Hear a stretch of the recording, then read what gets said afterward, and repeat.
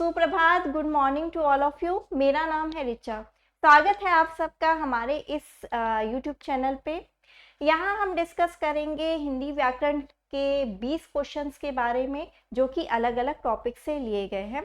साथ में आपको एक्सप्लेनेशन के साथ बताया जाएगा कि इसका ये सही उत्तर क्यों है। तो क्वेश्चन आंसर शुरू करने से पहले मैं आप लोग को बताना चाहती हूँ कि हमारा HP एलाइड का ऑनलाइन बैच 5 शुरू हो रहा है 27 नवंबर से। ठीक है, इसको आप रजिस्ट्रेशन कराने के लिए आप निम्बस ऐप के थ्रू या इस नंबर पे कॉल करके पूछ सकते हो। इसके अलावा हमारे पास ये सारे पेड कोर्सेस हैं जिनका रजिस्ट्रेशन फ़ी यहाँ पे मेंशन कर रखा है।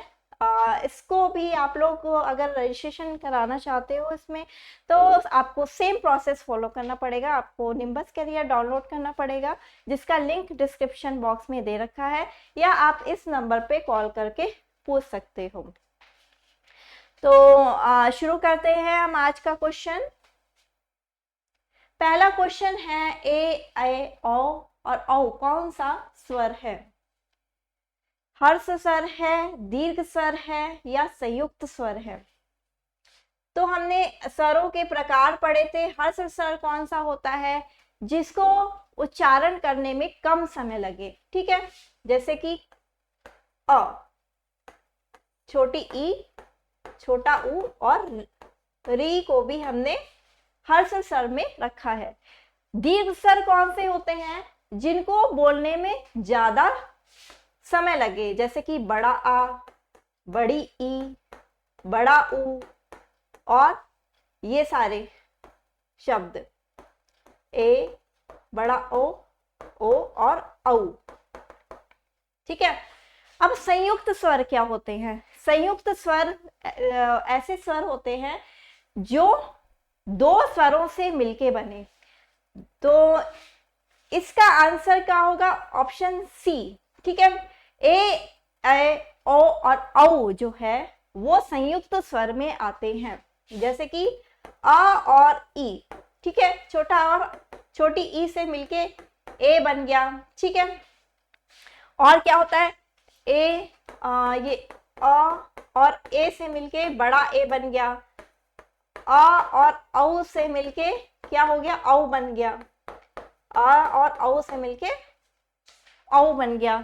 तो ये सारे जो स्वर हैं ये दो विभिन्न स्वर से मिलके बने हुए हैं, इसीलिए इनको संयुक्त स्वर कहा जाता है। संयुक्त का मतलब होता है जोड़ना।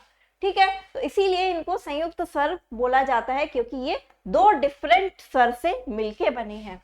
ठीक है, तो जब भी क्वेश्चन में पूछा जाए तो संयुक्त स्वर क्या होते हैं, तो आपको ये आंसर करना है। तो इनको दीर्घ स्वर भी बोला जाता है, और अगर संयुक्त स्वर पूछा जाए तो इनको संयुक्त स्वर भी बोला जाता है। ठीक है, अब चलते हैं हम अपने दूसरे क्वेश्चन पे।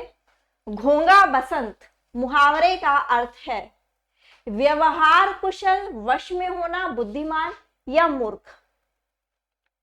तो इसका सही आंसर होगा मूर्ख। देखो, आपने काठ का उल्लू मुहावरा सुना होगा, अक्ल का दुश्मन मुहावरा सुना होगा। तो ये जनरली हम मूर्ख व्यक्ति के लिए यूज करते हैं, लेकिन घोंगा बसंत जो है वो भी एक मुहावरा है जो कि मूर्ख व्यक्ति के लिए प्रयोग किया जाता है। जैसे कि हम बोल दें कि शाम का लड़का तो एकदम घोंगा बसंत है। ठीक है, घोंगा बसंत का मतलब कि मूर्ख व्यक्ति। फिर चलते हैं हम अपने तीसरे क्वेश्चन पे। निम्नलिखित वाक्यों में से वह वाक्य चुनिए जिसमें सार्वनामिक विशेषण का प्रयोग किया गया है। तो इसे हमें बताना है कौन सा विशेषण है, सार्वनामिक विशेषण कौन सा है। इसमें कोई व्यक्ति, कोई आदमी आ रहा है, वहां सैकड़ों लोग उपस्थित थे, वह बहुत सौम्य है, 5 लीटर दूध खरीदो। तो विशेषण के प्रकारों में हमने परिमाणवाचक पढ़ा, गुणवाचक पढ़ा, ठीक है, सार्वनामिक विशेषण पढ़ा, संख्यावाचक विशेषण पढ़ा। तो ये सारे देखो, यहाँ पे 5 लीटर दूध खरीदो, इसमें एक नापतौल की बात की जा रही है, तो ये किस में आएगा? परिमाणवाचक है। ठीक है, फिर आते हैं वह बहुत सौम्य है, तो यहाँ पे किसी के गुण की बात की जा रही है, तो ये गुणवाचक विशेषण हो गया। फिर वहां सैकड़ों लोग उपस्थित थे, सैकड़ों लोग, तो यहाँ पे एक संख्या बताई जा रही है, तो इसलिए यहाँ पे ये संख्यावाचक विशेषण हो गया। फिर आते हैं हम कोई आदमी आ रहा है, तो सार्वनामिक विशेषण में क्या होता है कि संज्ञा से पहले सर्वनाम आता है। ठीक है, संज्ञा से एक यही एक पहचान होती है। देखो संज्ञा क्या है, आदमी यहाँ पे संज्ञा है, और सर्वनाम क्या हो गया, कोई। तो यहाँ पे कौन सा विशेषण हो गया, ये सार्वनामिक विशेषण। एक विशेष व्यक्ति की बात की जा रही है कि कोई आदमी आ रहा है, ना इसकी ना उसकी, कि कोई आदमी आ रहा है खास। ठीक है, तो ऑप्शन ए जो होगा हमारा वो सही होगा। ठीक है, सार्वनामिक विशेषण कौन सा है, कोई आदमी आ रहा है, सेंटेंस में सार्वनामिक विशेषण है। फिर आते हैं चौथे क्वेश्चन पे, इनमें से विलोम शब्दों का सही युग्म है। तो यहाँ पे कुछ विलोम शब्द दे रखे हैं, उसमें आपको सही पेयर बताना है कि कौन सा सही पेयर है। अल्पज्ञ, अवज्ञ, आकुंचन, प्रसारण, स्थावर, चंचल, सन्मुख या उन्मुख। तो यहाँ पे देखो अल्पज्ञ, अल्पज्ञ का मतलब जिसको कम ज्ञान हो, ठीक है, और अवज्ञ का मतलब जिसको कोई ज्ञान ही ना हो। तो अल्पज्ञ का जो कम का उल्टा क्या होता है, ज्यादा। तो यहाँ पे ये जो होगा ये गलत हो जाएगा, क्या होगा यहाँ पे, बहुयज्ञ। ठीक है, फिर आते हैं आकुंचन, प्रसारण। प्रसारण का मतलब क्या होता है, फैलाना किसी चीज को, और आकुंचन का मतलब होता है सिकोड़ना, किसी चीज को समेट देना। ठीक है, तो यहाँ पे ये जो युग्म है ये सही है। आकुंचन का जो है विलोम शब्द होगा प्रसारण। फिर स्थावर और चंचल, तो स्थावर मतलब जो स्थायी रहे, ठीक है, लेकिन चंचल जो है वो स्वभाव के बारे में बताया जाता है, तो ये गलत होगा। यहाँ पे स्थावर का जो सही युग्म होगा वो होगा जंगम। ठीक है, फिर है सन्मुख और उन्मुख। सम्मुख मतलब कि सामने, और तो इसका जो विलोम होगा सन्मुख का वो होगा विमुख, मतलब उससे उलट जाना। ठीक है, तो यहाँ पे कौन सा ऑप्शन सही है, ऑप्शन बी, आकुंचन और प्रसारण जो है वो सही युग्म है। ठीक है, बाकी सारे मैंने आपको बता दिए हैं कि ये क्यों गलत है। ठीक है, ऑप्शन। फिर आते हैं हम पांचवें क्वेश्चन पे, अभ्युदय शब्द में कौन सी संधि है, गुण संधि, यण संधि, अयादि संधि या दीर्घ संधि। अब मैंने यण संधि का एक सूत्र बताया था, इको यणची और उको मणची। तो जहां भी आपको सेंटर में य देखने को मिलता है वहां पे आपकी आती है या व देखने को मिले वहां पे क्या आती है, कौन सी संधि आती है, यण संधि। तो इसका अगर हम संधि विच्छेद करेंगे तो क्या होगा, अभी प्लस उदय। तो यहाँ पे देखो छोटी ई है, छोटी ई का स्वर आया हुआ है, छोटी ई ऊ से जब मिल रही है तो क्या बना दे रही है, यू।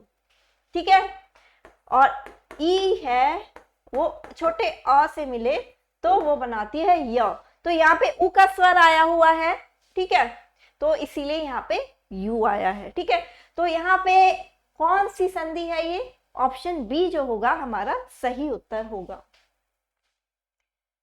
फिर आते हैं हम छठे क्वेश्चन पे, अधोगति में उपसर्ग है, अध, अधो, अध या गति। तो उपसर्ग क्या होते हैं, उपसर्ग वे शब्दांश होते हैं जो शब्द के शुरू में जुड़ के शब्द का अर्थ बदल देते हैं। तो यहाँ पे देखो हमें देखना है अध, लेकिन ये ओ की मात्रा कहाँ जाएगी, आपने देखो संधि विच्छेद में पढ़ा होगा, अगर हम इसका संधि विच्छेद करते हैं तो होता है अध प्लस गति। ठीक है, जब विसर्ग के बाद कोई स्वर आए, व्यंजन आए, तो वो ओ में बदल जाता है। ठीक है, जैसे मनोभाव हो गया तो मनहा प्लस भाव, लेकिन यहाँ पे उपसर्ग की बात की जा रही है। ठीक ठीक है, तो ये उपसर्ग में अध भी होता है एक उपसर्ग, ठीक है, जैसे अध जला, अध पका, अध मरा, ठीक है। लेकिन यहाँ पे हमें पूछा गया है अधोगति के बारे में, तो अधोगति में ये जो उपसर्ग है ये एक संस्कृत का उपसर्ग है, ठीक है।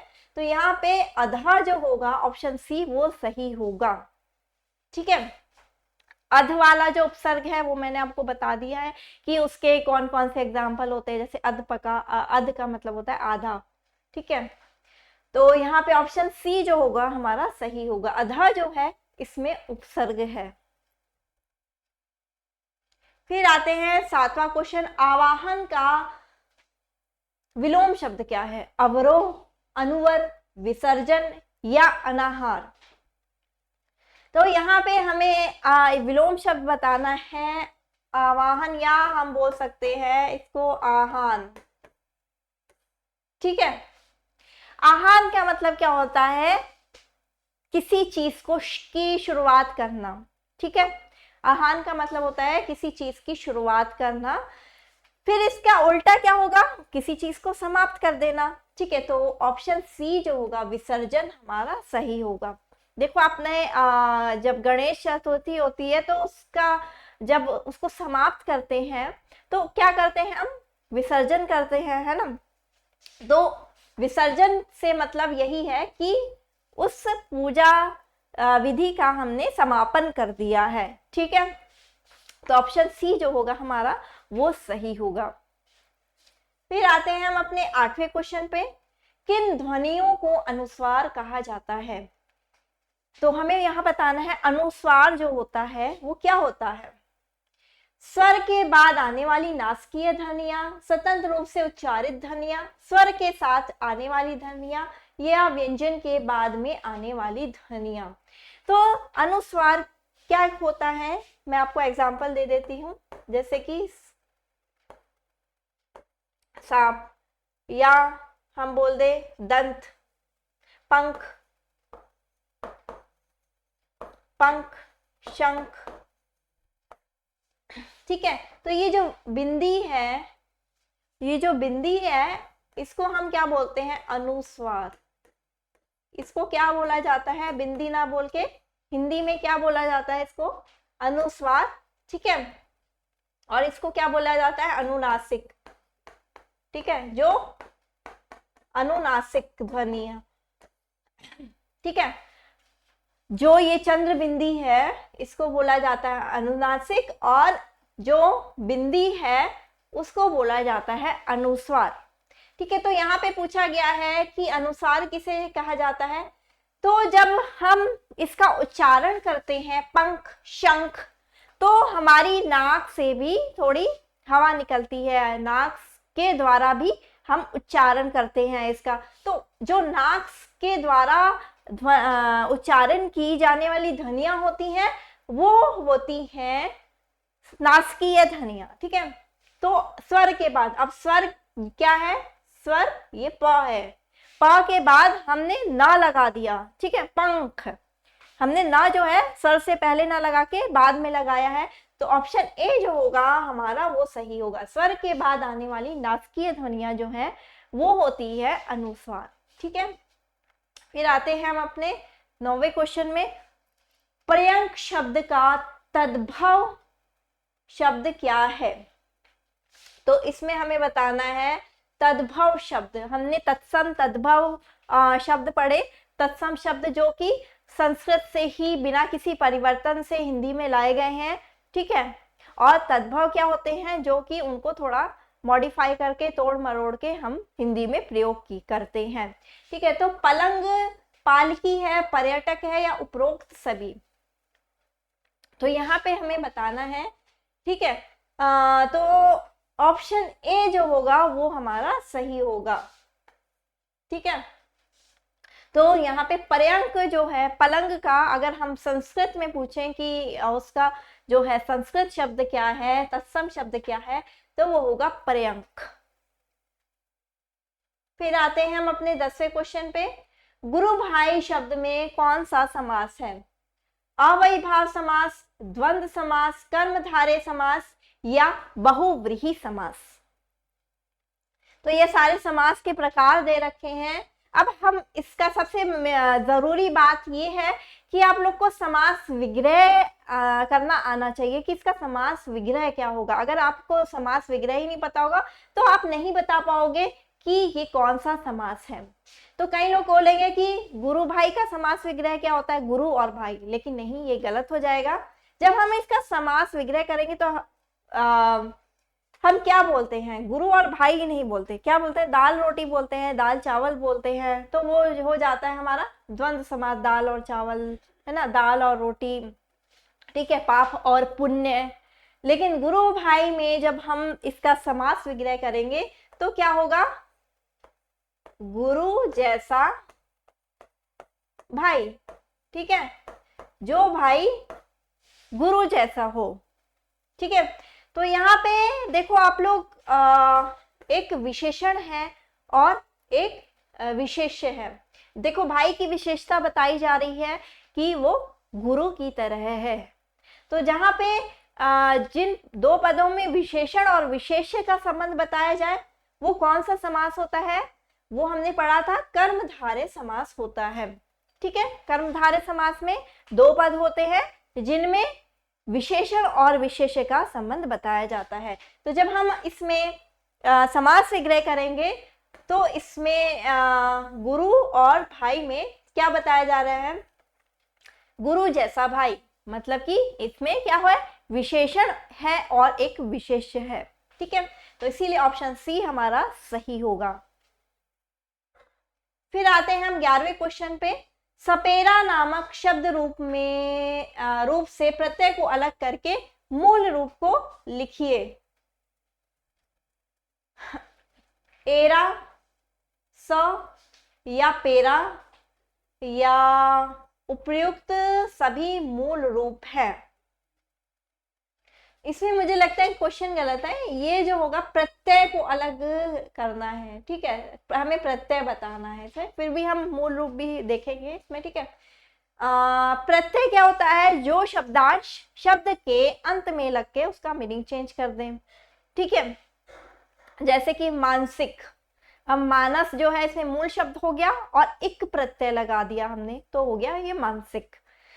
तो अब इसमें हम जब अलग करेंगे मूल शब्द तो क्या होगा, सर्प, या हम बोल सकते हैं सांप, सांप, ठीक है। और उसमें हमने एरा जो है प्रत्यय लगा दिया, सपेरा, ठीक है।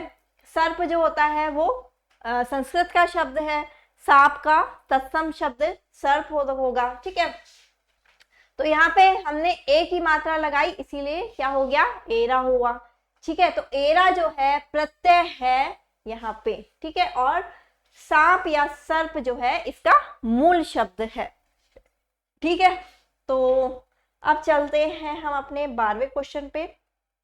जो मांस खाता है उसके लिए उपयुक्त शब्द चुनिए।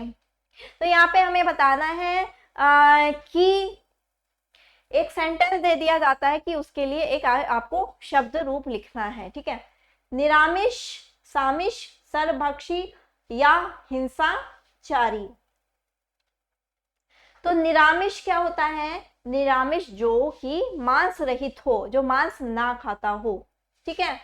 सामिष का जो उल्टा होता है वो होता है निरामिष।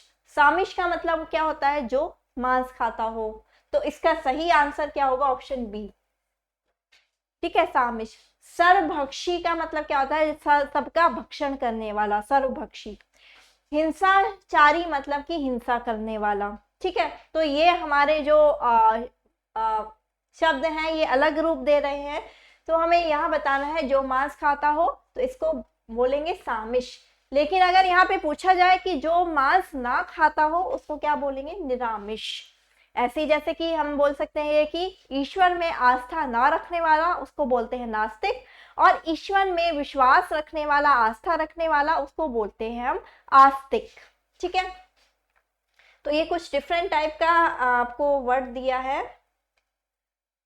फिर है 13वां क्वेश्चन, इनमें रेफ की दृष्टि से अशुद्ध शब्द क्या है, पुनरुत्थान, आशीर्वाद, दुर्व्यसन या उत्तीर्ण।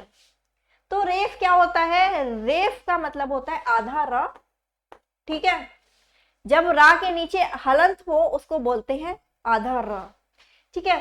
तो ये रा जो होता है जब ऊपर, ठीक है, ऊपर उड़ने वाला जो र होता है उसको हम बोलते हैं रेफ, ठीक है।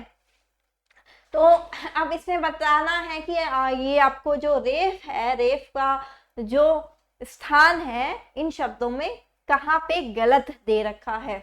तो ऑप्शन ए जो होगा हमारा सही होगा, क्योंकि इसकी स्पेलिंग क्या होगी, पूना।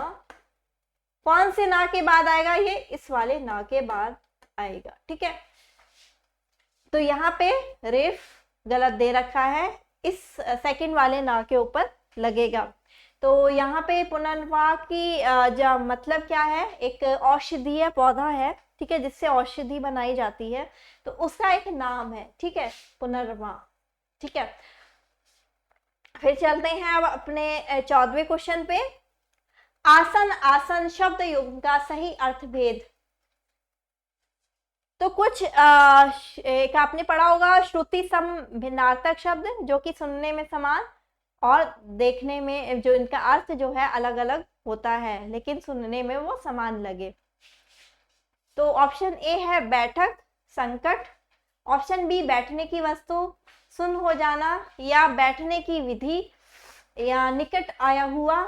ऑप्शन डी सरल या सामने। तो आसन, आसन क्या होता है कि आसन एक बैठने की अवस्था होती है, ठीक है। तो आसन जो है बैठने की एक विधि होती है, और ऑप्शन सी हमारा जो है होगा वो सही होगा। निकट आया हुआ, ये वाले आसन का मतलब होता है निकट आया हुआ, और आसन का मतलब होता है बैठने की विधि। तो ऑप्शन सी जो होगा हमारा सही होगा। फिर है 15वां क्वेश्चन, किस शब्द में आल प्रत्यय नहीं है। ससुराल, सेम वही हमें बताना है कि जैसे कि हमने सर्प ये सपेरा में एरा प्रत्यय बताया था, इसमें हमें प्रत्यय बताना है। कुछ शब्द दे रखे हैं और इसमें बताना है कि आल वाला प्रत्यय किसमें नहीं लगा है। जैसे है ससुराल, ननिहाल, तिरपाल या ददीहाल। तो ससुर प्लस आल, नानी जो है नानी का घर ननिहाल, दादी का घर दादीहाल, ठीक है। लेकिन यहाँ पे तिरपाल जो है तिर और पाल, ठीक है। तो ये यहाँ पे प्रत्यय है, ये मतलब प्रत्यय यहाँ पे नहीं लगा हुआ है, बाकी सब में प्रत्यय लगा हुआ है, लेकिन तिर और पाल जो है दोनों भी मूल शब्द है, ठीक है। तो इसीलिए हमारा ऑप्शन सी जो होगा वो सही होगा। तिरपाल में आल प्रत्यय नहीं लगा है, दोनों ही अपने मूल शब्द हैं, ठीक है। फिर आते हैं हम 16वें क्वेश्चन पे। अवसर का लाभ उठाना, उसके लिए उपयुक्त हमें मुहावरा बताना है। बहती गंगा में हाथ धोना, आकाश पाताल एक करना, फूला ना समाना, या अंगारों पर पैर रखना।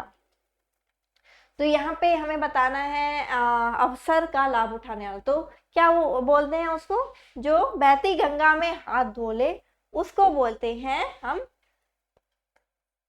अवसर का लाभ उठाना, ठीक है भैया। कि कहीं जो है कुछ सामान जो था किसी ने छोड़ दिया, सब लोग उठा उठा के ले जा रहे थे, तो हमने भी बहती गंगा में हाथ धो लिया, मतलब कि हम भी सामान उठा के ले गए वहां उसमें से कुछ, ठीक है। आकाश पाताल एक करना, मतलब कि असंभव काम करना, ठीक है, मेहनत करना खूब। फूला ना समाना, मतलब कि खुश होना काफी। अंगारों पर पैर रखना, मतलब कि जानबूझकर किसी काम का रिस्क ले लेना, ठीक है, किसी चीज में रिस्क लेना जानबूझकर, अंगारों पे पैर रखना, ठीक है। फिर आते हैं हम अपने 17वें क्वेश्चन पे। आदर्श का विलोम शब्द क्या होगा। यथार्थ, यथार्थ, नर्मता, अभिमान, या अनादर्श। आपने सुना होगा कि आदर्श वह मेरे पिताजी मेरे आदर्श हैं, ठीक है, रोल मॉडल है, जिसका मतलब ये होता है। तो उसका उल्टा क्या होता है, उसका उल्टा होगा अनादर्श, ठीक है। यथार्थ का मतलब क्या होता है यहाँ पे? यथार्थ मतलब कि वास्तविकता, एक्चुअलिटी। नर्मता आपको पता ही है, नर्म स्वभाव वाला। अभिमान मतलब कि घमंड। ठीक है, तो ऑप्शन डी जो होगा हमारा वो सही होगा। तो इस जो आप लोग जो ये वीडियो देख रहे हैं तो इसको लाइक और शेयर करना बिल्कुल ना भूले, ठीक है? तो लाइक ज्यादा से ज्यादा करिए। 18वां क्वेश्चन है, कौन सा शब्द स्त्रीलिंग और पुल्लिंग दोनों है? हार, धार, वार या तार? तो देखो यहाँ पे चाकू की धार, चाकू की धार होता है, चाकू का धार नहीं होता, तलवार की धार होती है, ठीक है? तो ये स्त्रीलिंग शब्द है, तो इसका हमने हटा दिया, ठीक है? तार, तार जो है वो भी क्या है? स्त्रीलिंग हो गया। फिर वार जो है, उसका वार, इसका वार, वो पुल्लिंग हो गया, ठीक है? अब आते हैं हार पे। अब यहाँ पे दो प्रकार का हार होता है, एक गले में पहनने वाला हार, ठीक है, और एक जो है पराजय वाला हार, ठीक है, डिफीट करने वाला। तो अब हम बोलेंगे रानी का हार, ठीक है, रानी का गले का हार। तो यहाँ पे रानी की हार नहीं है, ठीक है? अब कोई राजा पराजित हो गया तो उसको क्या बोलेंगे? राजा की हार, ठीक है? तो यहाँ पे स्त्रीलिंग का भी प्रयोग हो रहा है और पुल्लिंग का भी प्रयोग हो रहा है हार में, ठीक है? रानी के लिए, राजा के लिए, ठीक है? तो हार जो है शब्द ऐसा है जो पुल्लिंग और स्त्रीलिंग दोनों में ही हम यूज करते हैं। फिर आते हैं 19वें क्वेश्चन पे। प्रिय का स्त्रीलिंग शब्द क्या है? प्रियतम, प्रिया, प्रिय या प्रियशु? तो प्रिय का मतलब क्या होता है? डियर, ठीक है, माय डियर, ये वो आप लोग लिखते होंगे खत पे। प्रिय माता जी, जब हम किसी अपने को खत लिखते हैं, ठीक है? प्रिय सहेली, आपने क्लास में लिखा होगा बचपन में, स्कूल में, ठीक है? तो जब भी हम किसी अपने को खत लिखते हैं, पत्र लिखते हैं, तो हमेशा प्रिय लगाते हैं, ठीक है? तो उसका स्त्रीलिंग क्या होता है? उसका स्त्रीलिंग होगा ऑप्शन बी, प्रिया, ठीक है? तो प्रिया जो है वो स्त्रीलिंग है प्रिय का। फिर चलते हैं हम 20वें क्वेश्चन पे। निम्न में से माँ का पर्यायवाची शब्द है? अम्बुधि, अम्बुध, अम्बा या जानवी? तो देखो यहाँ पे अम्बुधि जो होता है धारण करने वाला, ठीक है, ये हो गया हमारा समुद्र का पर्यायवाची। अम्बुध मतलब देने वाला, जल देने वाला, कौन हो गया? बादल, ठीक है? एक मैंने आपको ये शॉर्ट वीडियो में बताया था ना कि अम्बु जो है वो पानी का पर्यायवाची होता है, ठीक है? अब इसमें अगर हमने क्या लगा दिया? द लगा दिया तो जल देने वाला बादल बन गया, ठीक है? अगर हमने इसमें क्या लगा दिया? ज लगा दिया, जल में जन्म लेने वाला, तो किसका पर्यायवाची हो गया? कमल का हो गया। इसी तरह अम्बु शब्द में धी लगा दो तो किसका पर्यायवाची हो जाता है? वो समुद्र का, जल को धारण करने वाला, ठीक है?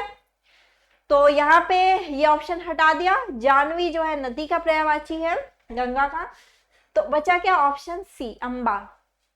माँ अम्बे, आपने जो है पढ़ा होगा पूजा पाठ की जो पुस्तक आती है उसमें, अम्बे तू है जगदम्बे काली, ठीक है? तो अम्बा जो है ऑप्शन सी किसके लिए प्रयोग किया जाता है? माँ के लिए, ठीक है?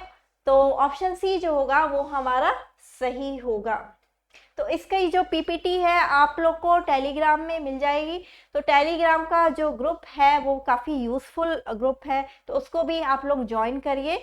इस वीडियो को लाइक करने और शेयर करना ना भूलें, ठीक है? तो इसी तरह की मैं वीडियोस आपके लिए लाती रहूँगी। तो मिलेंगे फिर नेक्स्ट वीडियो के साथ, ठीक है? Thank you so much.